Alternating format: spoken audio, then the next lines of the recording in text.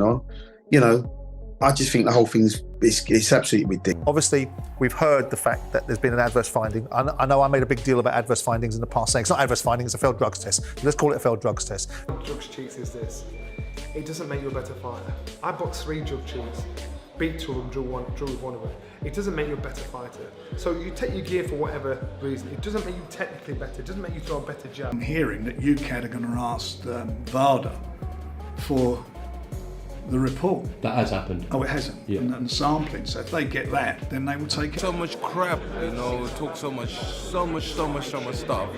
But, and when he comes, he gets the opportunity to fight. And then he go takes his drug. Well, what did he... Well, he drank contaminated water, I bet you money. We can't wait for the excuse. Boxing pros humiliate Rico Verhoeven after failed PED tests before Usyk fight. Just a day before the fight, reports suddenly dropped confirming Rico Verhoeven's failed PED test allegations, sending shockwaves through boxing. Frank Warren reacted in disbelief, calling it a complete nightmare and badly handled situation. He suggested the timing couldn't be worse, with everything now thrown into chaos right before a massive Usyk showdown that was already under huge global pressure. It's just been a complete nightmare. It's been, as I say, been badly handled, and it's not done boxing or anyone else involved in it any favours. I mean, no favours at all. It's just ridiculous. Spencer Oliver couldn't hide his shock, questioning how cocaine was even found in the system at such a critical moment. He said Rico has serious explaining to do, especially considering what was on the line and the magnitude of the fight ahead. According to him, it's just absurd and completely unacceptable at this level of professional boxing. Okay, and you just go, how has that got in your system? He's got some explaining to do for one, and you think with what you had on the line, and with what you was, you know, what was coming up for you, and the opponent you had in front of you, you just go like cocaine in your system. Yeah, it's. Paul Smith tried to add context to the controversy, pointing out that testing only detects traces rather than specific amounts, which can sometimes lead to confusion. He admitted there could be explanations, even saying it might have been accidental, but still found the situation extremely surprising. However, he made his stance clear, demanding a strict approach and saying every form of drug use in boxing should be banned completely.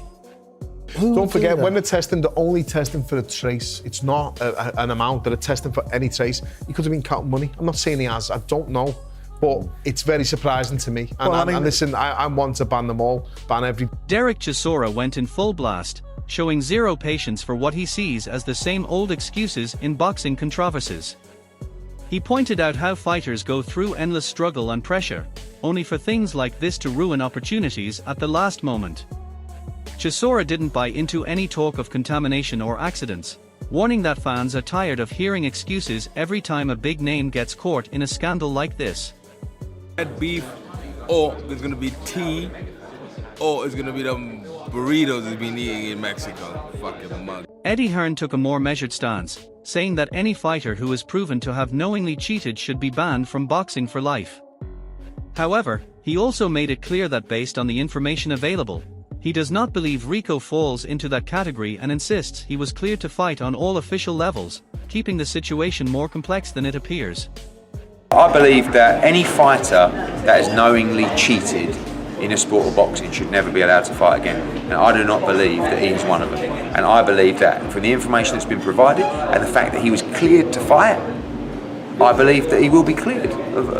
Frank Warren stressed that every fighter on the card will be tested, making it clear that Rico will likely face even more scrutiny due to the controversy. He said this level of testing is standard for a high-profile event, with border control and UK authorities heavily involved. According to him, no fighter is being singled out, but in Rico's case, attention is obviously going to be much more intense. For this fight. He will be tested, like every boxer on the card will be tested. And I'm sure they're going to test him a bit more, because that would be the natural reaction. I'm sure of that, and he knows that better than anybody. But every boxer will be tested. It's a high-profile card, and the border control will be all over it. It's not just VADA, they're also tested by UK. Johnny Nelson delivered a strong warning about drugs in boxing, arguing that performance-enhancing substances don't actually make a fighter technically better, but instead create dangerous risks inside the ring. He highlighted the possibility of serious harm or even death if a fighter competes under the influence. Nelson also pushed for strict punishment, saying anyone caught should face legal consequences because of how dangerous it can be for opponents. And hit AJ, knocked him out, killed him. God forbid if that happened. And this guy's on game, he's found that he's on game. What I'm saying is that they now need to talk about legal action outside of boxing to say, if you take this, you are legally going to be prosecuted because you could kill somebody. Peter Fury backed Rico's mentality going into the fight, saying he is not intimidated by Oleksandr Usyk at all. He explained that Rico isn't looking at Usyk like an unbeatable force, but instead focusing on the belt itself and visualizing it as his goal. According to Fury, this confidence shows Rico is mentally locked in and fully believing he can cause an upset on the biggest stage. But he's definitely not, trust me, you know, I definitely don't tell lies. He's not coming like looking at Usyk like he's a god and he's unbeatable. That's not what he's looking at. He's looking at that belt and he's imagining it on his mantelpiece. You know, he's confident, he's super confident. Eddie Hearn reminded everyone to respect Rico for what he has achieved, calling him one of the greatest kickboxers of all time.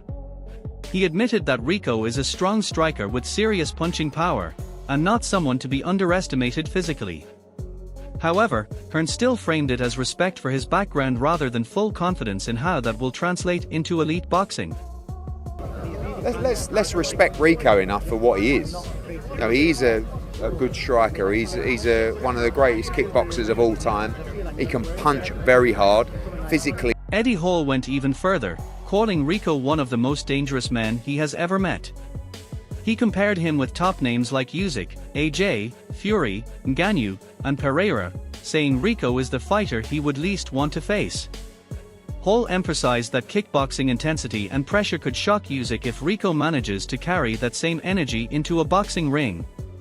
Tyson Fury, Francis Ngannou, Alex Pereira, Conor McGregor, line them all up, right? And say, right, which one would you want to fight the least? Fucking Rico Verhoeven. He is that dangerous of a man. And with the kickboxing, and again, people just don't know this, is kickboxing is like three-minute rounds. The intensity is fucking insane. They are punch, kick, punch, kick, punch, kick. They're just, they're fierce. And if Rico brings that into the boxing. Johnny Nelson highlighted the challenge Rico faces against Usyk's elite preparation, saying Usyk has been working with multiple heavy, fast sparring partners in camp.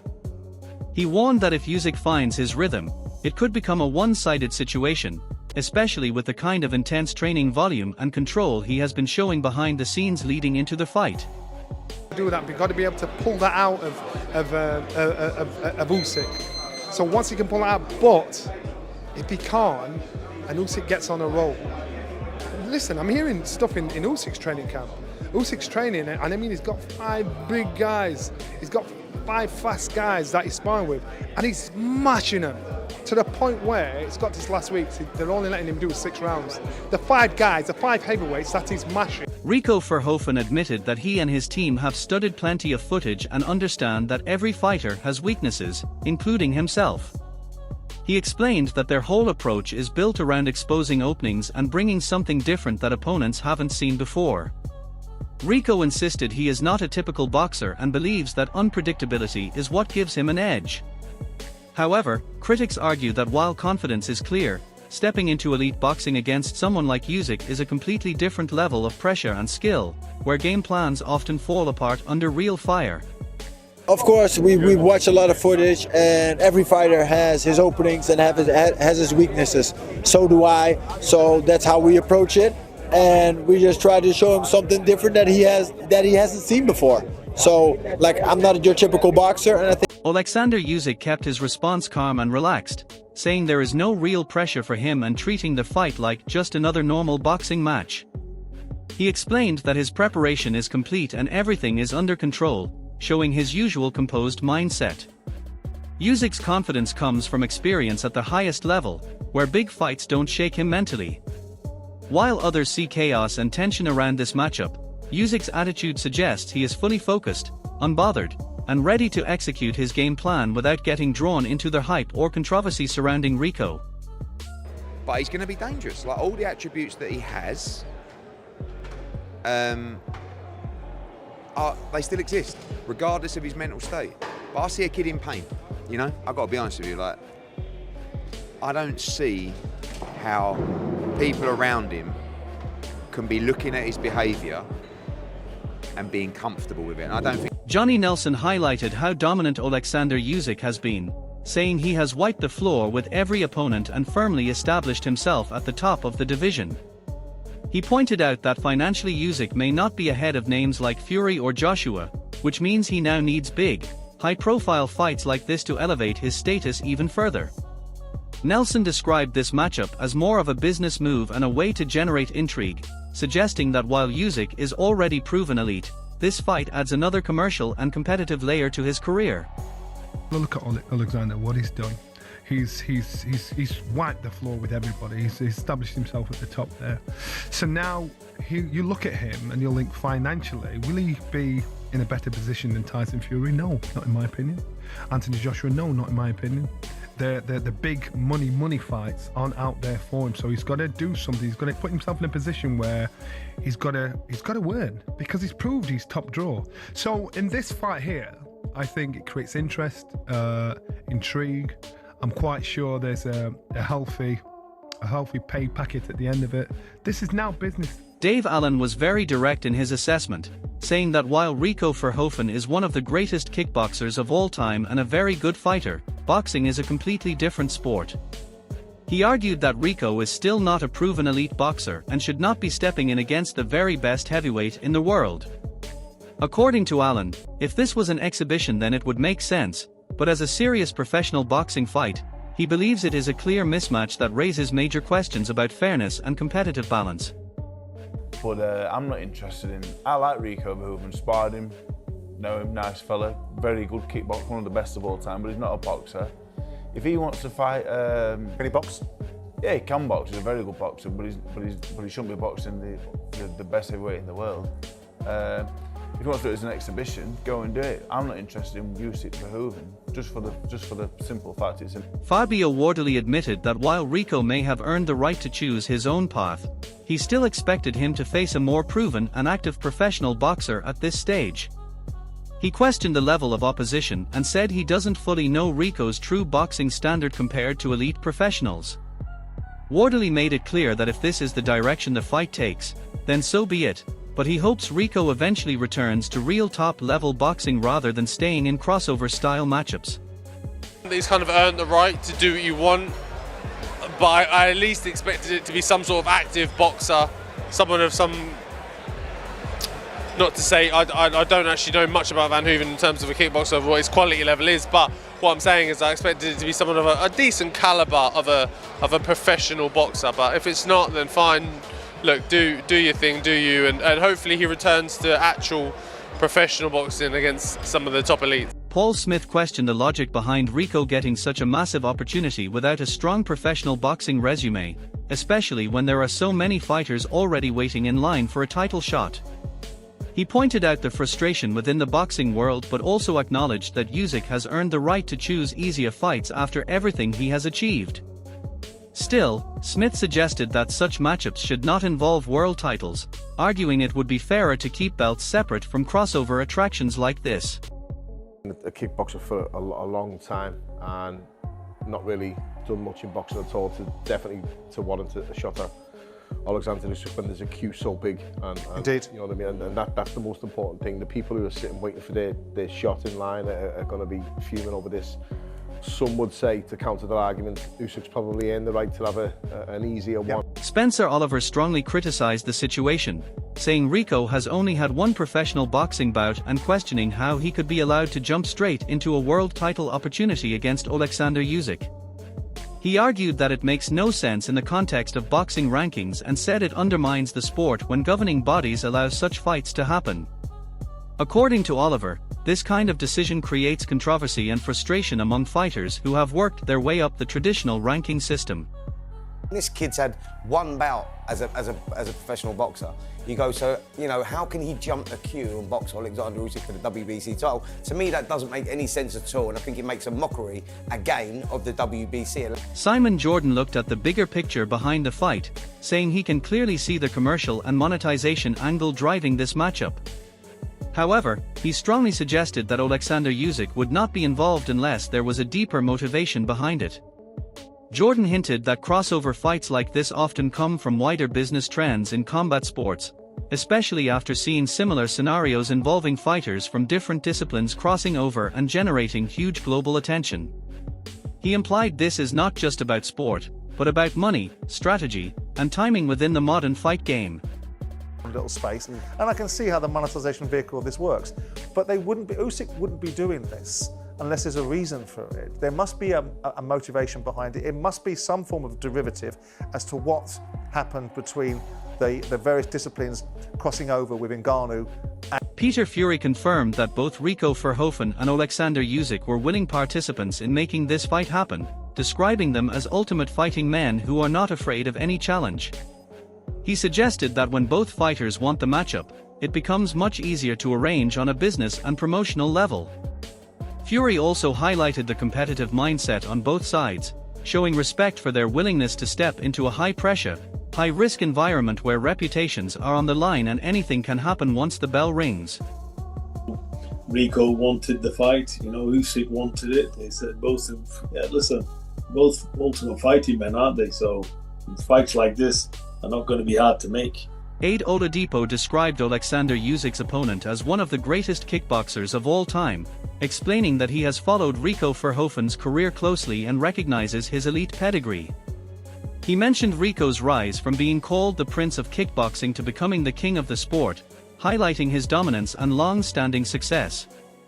Oladipo acknowledged Rico's impressive skill set and even said he has respectable boxing ability, but still expressed surprise at how this crossover fight fits into the wider boxing landscape at the highest level.